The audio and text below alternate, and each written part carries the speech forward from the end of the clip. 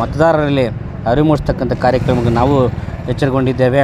ಇದೆಲ್ಲ ಪ್ರಜಾಪ್ರಭುತ್ವಕ್ಕೆ mark. Video ನೋಡಿ ಬೇರೆ ಏನೋ ವಿಚಾರಕ್ಕೆ ನೆಗಾಡ್ತಿರ್ಬೋದೇನೋ, ಚರ್ಚೆ ಮಾತಾಡಿರ್ಬೇಕಾದ್ರೂ ಅವರ ಹಾವಭಾವಗಳನ್ನು ನೋಡಿ ಇವ್ರು ನೆಗಾಡ್ತಾ ಇರೋ ಟೀಕೆ ಮಾಡ್ತಕ್ಕಂಥದ್ದು ತಪ್ಪು. ಸರ್, ಈ ದಿನ ನಮ್ಮ ಚಿಕ್ಕಬಳ್ಳಾಪುರ ಜಿಲ್ಲಾ ಕಾಂಗ್ರೆಸ್ ಸಮಿತಿಯಿಂದ ನಮ್ಮ ಕೇಂದ್ರ ಸರ್ಕಾರ ಕಳೆದ ಡಿಸೆಂಬರ್ ಚಳಿಗಾಲದ ಅಧಿವೇಶನದಲ್ಲಿ ಏನು ಸಂಸತ್ ಭವನಕ್ಕೆ ಒಂದು ಸ್ಮೋಕ್ ಬಾಂಬ್ ಇಟ್ಕೊಂಡು ಯುವಕರು ಪ್ರವೇಶ ಮಾಡ್ತಾರಲ್ಲ, ಆ ವಿಚಾರವಾಗಿ ಲೋಕಸಭಾ ಸದಸ್ಯರು ರಾಹುಲ್ ಗಾಂಧಿ ಅವರು ಮತ್ತು ಇತರ ಪಕ್ಷಗಳ ಎಲ್ಲ ಸದಸ್ಯರು ಸಹ ಪ್ರಶ್ನೆ ಮಾಡಿದಾಗ ನಿಮ್ಮ ಆಡಳಿತ ವೈಫಲ್ಯ ಆಗಿದೆ, ಏನು ನಮ್ಮ ಅಮಿತ್ ಶಾ ಗೃಹ ಮಂತ್ರಿಗಳೇನಿದ್ದಾರೆ, ನಿಮ್ಮ ಆಡಳಿತ ವ್ಯವಸ್ಥೆಯಲ್ಲಿ ಲೋಕಸಭಾ ಒಳಗಡೆನೇ ಈ ಸ್ಮೋಕ್ ಬಾಂಬ್ ಬಂದು ಮತ್ತು ಯುವಕರು ದಾಳಿ ಮಾಡ್ತಾರಂದರೆ ಇದಕ್ಕೆ ದೇಶ ನೀವು ಯಾವ ರೀತಿ ರಕ್ಷಣೆ ಮಾಡ್ತೀರಂತ ನಾವು ನಮ್ಮ ವಿರೋಧ ಪಕ್ಷ, ನಮ್ಮ ಪಕ್ಷದ ರಾಹುಲ್ ಗಾಂಧಿ ಅವರು ಮತ್ತು ಇತರ ಪಕ್ಷ ಎಲ್ಲ ಲೋಕಸಭಾ ಸದಸ್ಯರು ಕೇಳಿದಾಗ ಏಕಾಏಕಿ ಹಂತ ಹಂತವಾಗಿ ಪ್ರಜಾಪ್ರಭುತ್ವವನ್ನು ದಿಕ್ಕಾಪಾಲು ಮಾಡ್ತಕ್ಕಂಥ ವ್ಯವಸ್ಥೆಗೆ ಕೈ ಹಾಕಿ ನಮ್ಮ ದೇಶದ 142ಕ್ಕಿಂತ ಹೆಚ್ಚು ಲೋಕಸಭಾ ಸದಸ್ಯರನ್ನ ಅಮಾನತು ಮಾಡ್ತಕ್ಕಂಥ ವ್ಯವಸ್ಥೆ ತುಂಬ ದುರಂತ. ಆ ವಿಚಾರವಾಗಿ ನಮ್ಮ ರಾಷ್ಟ್ರೀಯ ಕಾಂಗ್ರೆಸ್ ಅಧ್ಯಕ್ಷರ ಖರ್ಗೆ ಅವರ ಆದೇಶದ ಮೇರೆಗೆ, ನಮ್ಮ ರಾಜ್ಯಾಧ್ಯಕ್ಷರಿಂದ ಡಿ ಕೆ ಶಿವಕುಮಾರ್ ಆದೇಶದ ಮೇರೆಗೆ ಪ್ರತಿ ಜಿಲ್ಲೆಯಲ್ಲೂ ಇವತ್ತು ಕೇಂದ್ರ ಸರ್ಕಾರದ ವಿರುದ್ಧವಾಗಿ ನಾವು ಈ ಪ್ರತಿಭಟನೆಯನ್ನು ಹಮ್ಮಿಕೊಂಡಿದ್ದೀವಿ. ಈ ಪ್ರತಿಭಟನೆ ಪ್ರತೀಕ ಏನಂದರೆ, ಮುಂದಿನ ದಿನಗಳಲ್ಲಿ ಲೋಕಸಭಾ ಕ್ಷೇತ್ರಗಳಲ್ಲಿ ನಮ್ಮ ಕಾಂಗ್ರೆಸ್ಸನ್ನು ಮತ್ತೆ ಅಧಿಕಾರಕ್ಕೆ ತರತಕ್ಕಂಥ ಎಲ್ಲ ಪ್ರಯತ್ನಗಳು ಮತ್ತು ಈ ಏನೋ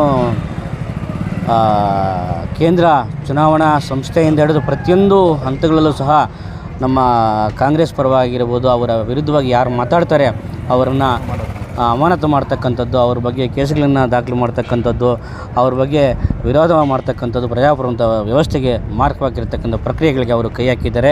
ಹಾಗಾಗಿ ಮತದಾರರಲ್ಲಿ ಅರಿವು ಮೂಡಿಸ್ತಕ್ಕಂಥ ಕಾರ್ಯಕ್ರಮಕ್ಕೆ ನಾವು ಎಚ್ಚರಗೊಂಡಿದ್ದೇವೆ. ಇದೆಲ್ಲ ಪ್ರಜಾಪ್ರಭುತ್ವಕ್ಕೆ ಮಾರ್ಕ. ಮತ್ತು ಮುಂದಿನ ದಿನಗಳಲ್ಲೂ ಸಹ ಇವರಿಗೆ ಅಧಿಕಾರ ಸಿಕ್ಕಿದ್ರೆ ಜನಗಳ ಮೇಲೆ ಯಾವ ರೀತಿ ದಬ್ಬಾಳಿಕೆ ಮಾಡ್ತಾರೆ ಅಂತಕ್ಕಂಥದ್ದನ್ನು, ಒಬ್ಬ ಜನರಿಂದ ಆಯ್ಕೆ ಮಾಡಿರ್ತಕ್ಕಂಥ ಸಂಸದರನ್ನ ಇವರು ಏನೋ ಸಂಸತ್ತಿಂದ ಆಚೆಗೆ ಹಾಕ್ತಾರೆ ಅಂದರೆ, ಅಮಾನತು ಮಾಡ್ತಾರೆ ಅಂದರೆ ಎಲ್ಲ ಕಾರ್ಯಾಂಗ, ನ್ಯಾಯಾಂಗ, ಶಾಸಕಾಂಗ ಆಗಿರ್ಬೋದು ಎಲ್ಲ ಅಂಗಗಳು ವೈಫಲ್ಯ ಆಗಿದೆ ಅಂತಕ್ಕಂಥದ್ದು ಕೇಂದ್ರ ಸರ್ಕಾರದ ವಿರೋಧಿ ನೀತಿ ಏನಿದೆ ಅಂತಕ್ಕಂಥದ್ದನ್ನು ಅವ್ರನ್ನ ಅಮಾನತು ಮಾಡಿರ್ತಕ್ಕಂಥ ಸಿಸ್ಟಮ್ಸಲ್ಲಿ ನಾವು ಖಂಡಿಸಬೇಕಾಗ್ತದೆ.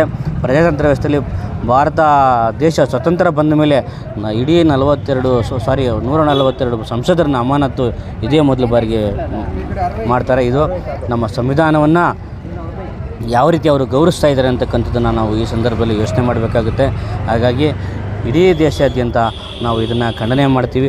ಮುಂದಿನ ದಿನಗಳಲ್ಲೂ ಸಹ BJPಗೆ ತಕ್ಕ ಉತ್ತರವನ್ನು ನೀಡ್ತಕ್ಕಂಥ ಪ್ರಕ್ರಿಯೆಗೆ ನಮ್ಮ ಕಿಸಾನ್ ಕಾಂಗ್ರೆಸ್ ಆಗ್ಬೋದು, ಎಲ್ಲ ಜಿಲ್ಲೆಯಲ್ಲಿರ್ತಕ್ಕಂಥ ಎಲ್ಲ ವರ್ಗಗಳ ಜನ ಯೋಚನೆ ಮಾಡ್ತಾ ಇರ್ತಾರೆ. ಅದು ಸತ್ಯಕ್ಕೆ ದೂರವಾಗಿರ್ತಕ್ಕಂಥ ವಿಚಾರ.